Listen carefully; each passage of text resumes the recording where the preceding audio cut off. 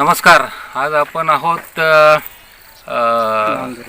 नांदोरी तालुका तुळजापूर जिल्हा उस्मानाबाद आणि श्याम राजमाने साहेब यांच्या मिरचीच्या प्लॉटवर. या प्लॉटसाठी आपले वेस्टीजचे ॲग्रिकल्चर प्रॉडक्ट्स त्यांनी वापरलेले आहेत. तर आपण राजमाने साहेबांच्या तोंडूनच त्यांना काय फायदा झाला ते विचारून घेऊया. तर राजमाने साहेब नमस्कार. नमस्कार. तुम्ही तुमचं नाव आणि गाव आणि हे सांगा जरा, आणि कधीपासून मिरची या क्षेत्रामध्ये करताय, अगोदर कशी येत होती आणि आता काय आहे, आणि ॲग्रीचे कोणते कोणते प्रॉडक्ट्स तुम्ही वापरले आणि काय काय फायदा झाला हे सांगा, जेणेकरून आपल्याच भागातल्या शेतकऱ्यांना त्याचा फायदा होईल आणि त्यांचा उत्पादन खर्च कमी होईल आणि उत्पादन वाढेल.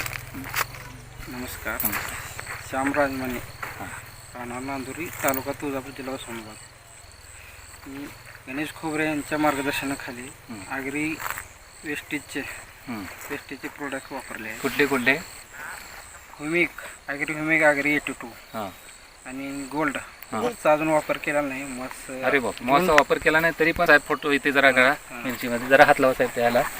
मॉसचा अजून वापर केला, मॉस न करता. ओके. तरी पण ॲग्री 82 ह्युमिक आणि गोल्ड यावर एवढा जवळच रिझल्ट मिळाला. नॅनोटेकचा पण घेतला नाही, नॅनोटेकचा आज घेतलेला आहे. ओके. आणि पूर्वी ह्या शेतीमध्ये काय येतं, कुठली कुठली पिकं येत होती? पूर्वी ह्या शेतामध्ये काय मी असंच मटकी, सोयाबीन असली पिकं घेतो. ओके. म्हणजे सर्वजण म्हणतो ते इथं काय मिरची येणार नाही, हां, तरी मी हे धाडस केले लावायचे. ओके. कारण या वेस्टीच्या प्रोडक्टवर बघू म्हणलं काय होतं. ओके. त्याच्यामुळे मग लावून बघितलं तर हे रिझल्ट आला. अच्छा. मग बाकी इतर शेतकऱ्यांना तुम्ही काय मेसेज देऊ शकाल की शेतकऱ्यांनी वेस्टीची उत्पादनं वापरायला पाहिजेत की नाही? वेस्टीजचे प्रोडक्ट वापरायला पाहिजे. वेस्टीज प्रोडक्ट वापरल्यानंतर पाणी कमी लागलं आणि पाण्याचा ताण बी कमी पडला तर मिरची सुकणार नाही. ओके. मिरचीच नाही, कुठलंच धान्य जरा सुकणार नाही. ओके. त्याच्यामुळे वेस्टीजचे प्रोडक्ट वापरतात. अजून काय मिरचीला फायदे तुम्हाला जाणवले, म्हणजे पान काळोखी किंवा? सुरुवातीला काळोखी सगळेजण विचारत होते मला, म्हणजे एवढं काय सोडले तुम्ही मिरचीला. अच्छा. म्हणलं 82 ह्युमिक सोडलेला आहे म्हणलं सुरुवातीला, आणि गोल्डची फवारणी घेतलेली आहे. तुमच्या मते उत्पादनामध्ये किती टक्के फरक पडेल असं तुम्हाला वाटतं, म्हणजे रेग्युलर तुम्ही जे घेत होता त्याच्यापेक्षा आता? म्हणजे मी तर आता पहिल्यांदाच घेतलेलं आहे इथं मिरचीचं पीक पहिल्यांदा घेतलेलं आहे.